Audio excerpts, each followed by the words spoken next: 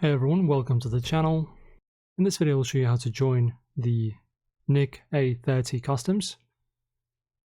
Right, so first of all click on the gear icon on your Discord, go to the connection settings and basically press on the Twitch connect button. As you can see, we are now connected with our Twitch account to Discord. Now go to the verification tab inside of the server.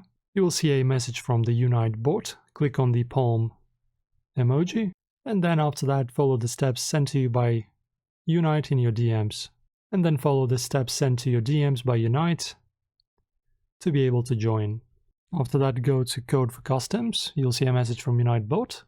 Once again, click on the palm icon on the hand and follow the steps again from the Unite bot. As you see, we have multiple questions.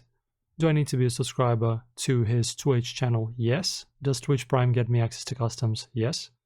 The Fortnite servers that are able to join are North America East.